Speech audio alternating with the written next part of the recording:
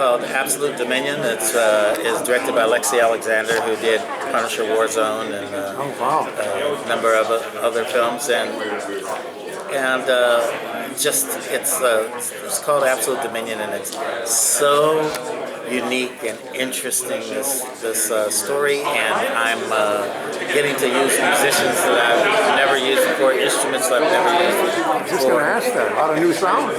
Yeah, it is an incredibly different sound and an incredibly different approach to doing the film, and I'm very excited. I can't wait for people to see it. I'm down to my in my last week of work on it, and it's a wrap.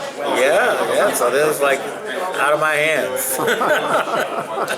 You want to ask something? Oh no, I'm curious about the film. What can you tell us about it? Absolutely not a lot. He's bound.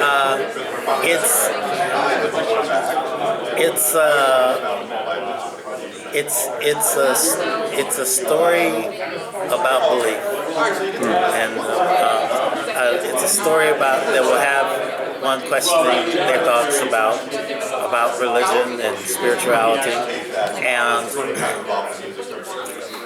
and in an interesting way, it's an action flick too. So and sci-fi. So it's gonna make people troubled. It's gonna make them, deeply interested in retrospect.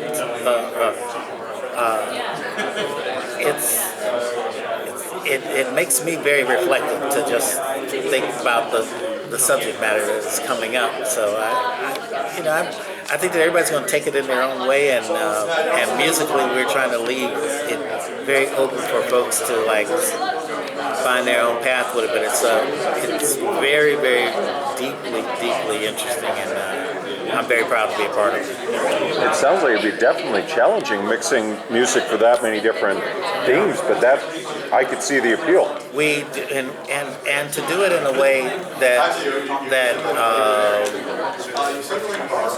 wouldn't normally think, even from battle scenes to be not quite approached in the way that you would normally think.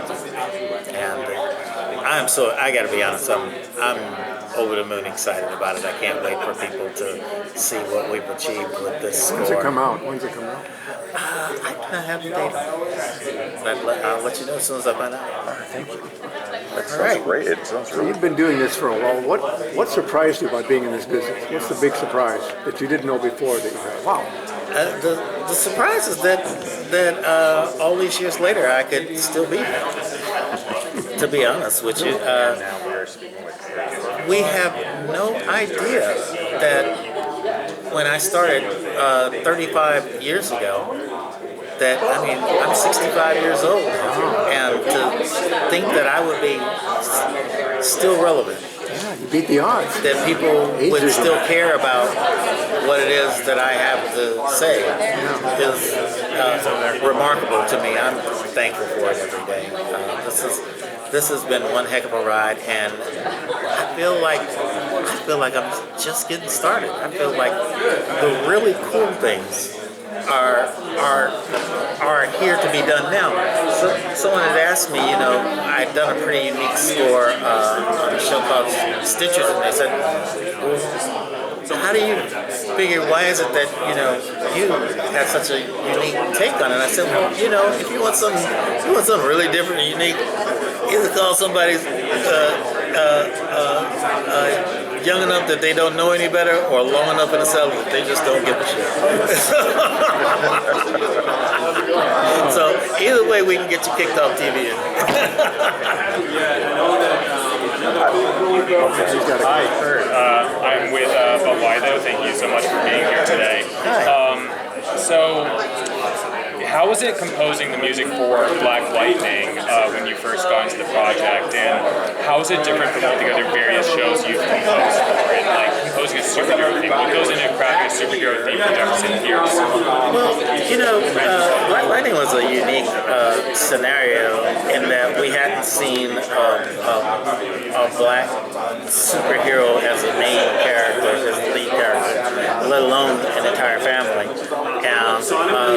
And at the same time, you know, we were trying to be unique, but not toss out what people come to expect in superhero lore. So how do we do that and actually say that this is happening, but this is happening to this type of family as opposed to another? And I believe that we struck a good balance with that. And one of the more unique things about that show was the large proliferation of songs that they licensed into the show as well. And so we were, at every episode, it was the unique challenge of how you're going to work from your more orchestral-leaning score into the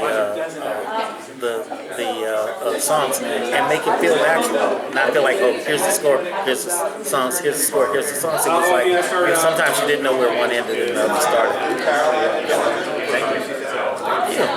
How has the craft and technology changed over the years? How has it impacted? Oh my goodness! When I first started writing. This is how careers come to die. You know, you start telling the truth. You know, and they say, no, really, he is old.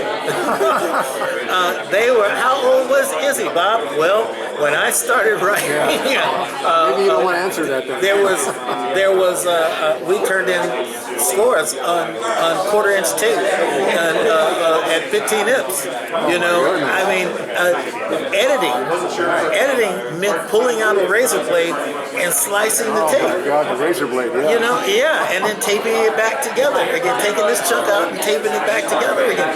It wasn't like in a computer and tap, tap, tap, and it's done. If you ran out the door and picked up the wrong bag and you did not have the tape with your music in it, you couldn't text somebody and say, hey, would you shoot that over here real quick? No, get your butt back in the car, drive back across town, but now you're 2 hours late for your mix. It's a different time. And, you know, I know that there's a lot of technological changes that are happening right now.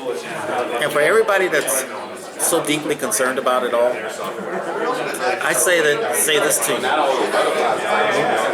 We've all been deeply troubled and nervous about every technology that is coming along, but someone finds a way to use technology as a tool for what they determine is next to do. And for that, you will still need me and people like me to decide how we can use it differently. How we can use it differently. And you're not going to AI me out of that. That's just, you know, I have a brain, I have a heart, I have creativity. I might think that I might just think something that just hasn't been done before, as opposed to aggregating everything that has been done before. That's what AI does. Yeah, Exactly. So what about something? What if I just decide, fuck it all, I'm just going to do something else. I'm just going to do something else because I can. I'm going to think different. If I've decided that, I am always still in the game. You can't X me out. That's right, outside the box. Yeah, you're thinking outside the box. Constantly. I don't acknowledge that there is a box. You know? I've decided that I care about what I do so much. I care about the opportunity to do it. Why should I have to say, okay, I just did this movie, let me do some more of that, let me give you that again, you know? Why don't I think about it in terms of, hey, this hasn't been done before. I haven't seen that every day. Why do we have to do it and do things in a sort of uniform way? Why can't we ask ourselves who we are and allow ourselves the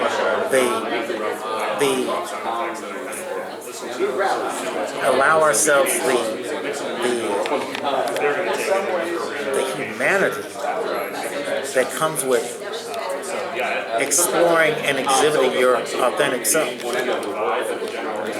I'm going to live in my authenticity until they drag me on out of here. I'm Kurt Farquhar.